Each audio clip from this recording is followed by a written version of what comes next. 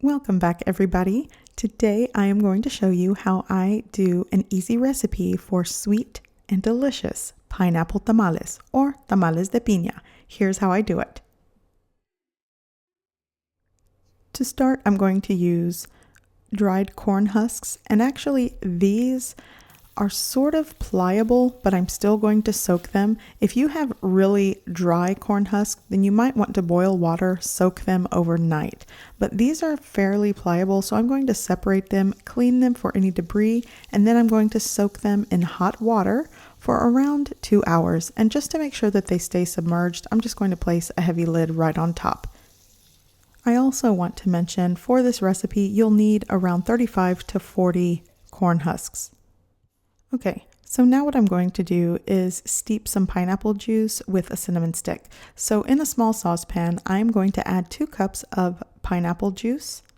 You could use fresh pineapple juice or from concentrate, it's up to you. And I am going to add 1 cinnamon stick to that. I'm going to add it to my saucepan, and I'm going to turn the heat on and bring this pineapple juice up to a simmering boil. And then I'm going to shut the heat off and allow it to steep for about 10 minutes. Now I'm going to work on my dough or masa. So here I have 3 cups of instant corn flour. I'm just going to mix it around just to break up any lumps. And to that, I'm going to add a ½ cup of cornstarch. You could also use something like rice flour starch or tapioca starch. It basically will give this a texture that's very soft and tender. Now I'm going to add a teaspoon of salt and 1 teaspoon of baking powder. I'm going to give that a mix and combine well.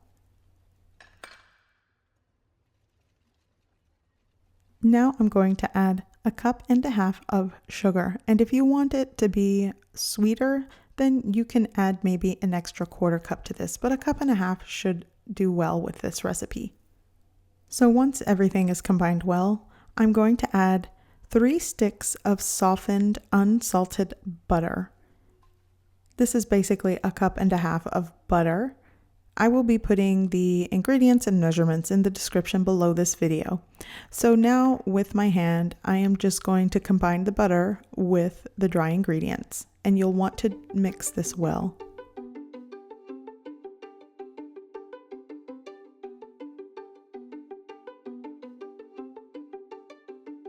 Once everything is combined and the texture is crumbly, I am going to add 1 20-ounce can of crushed pineapple, and I'm going to continue mixing this into the masa dough.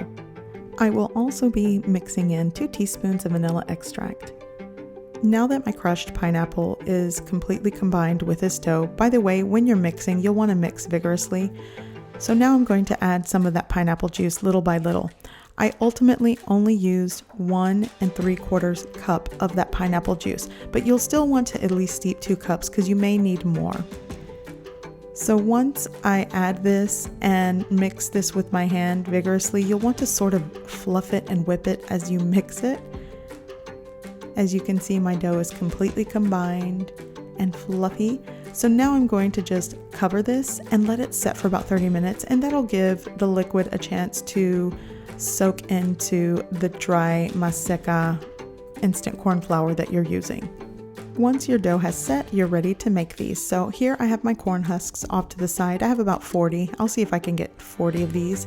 So my dough is set. I'm just going to give it a mix. And now I'm going to work with the smooth side of my corn husk. There's a rough and a smooth side. You'll want to put the dough on the smooth side. I'm probably going to dollop around 3 to 4 tablespoons on each side. And you want to leave room at the top.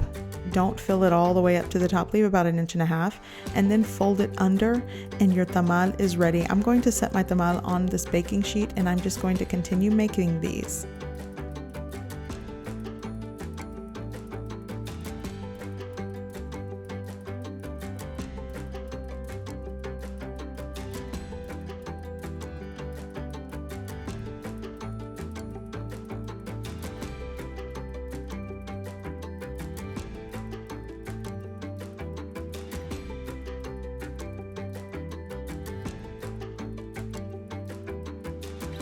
Okay, so once everything is assembled, you are ready to cook these. So I'm going to use a 16-quart pot. Maybe something smaller might work, like 12, but this is what I have today. So I put 2.5 liters of water at the bottom. I inserted the little steamer basket thing at the bottom, and now I'm just going to stack them around this little bowl to create that little teepee pattern until I fill this up. Then I'm going to cover them with the leftover corn husks and a rag on top. Cover it with a lid, and I'm going to take it over to the stove to bring to a boil. I also like to mention that the cook time will vary depending how tightly you pack the pot. To indicate whether your water is boiling or not, you could add some pennies to the bottom of this pot or even marbles like my grandmother did, but I just listen for a rolling boil, and then once it starts to boil, I lower it to about a medium-high heat, and then I start my cook time. I'm going to cook these for 1 hour or until one tamal can come out clean from the corn husks. Just like this, these are ready. So I am going to just remove all of them and place them on the baking sheet to set for about 20 minutes before serving. I also wanted to show you that this is what happens when you don't leave enough room at the top. So after setting, your tamal should come out easily from the husk, and the dough texture is so soft, moist, and tender, and it's definitely sweet and tastes like pineapple.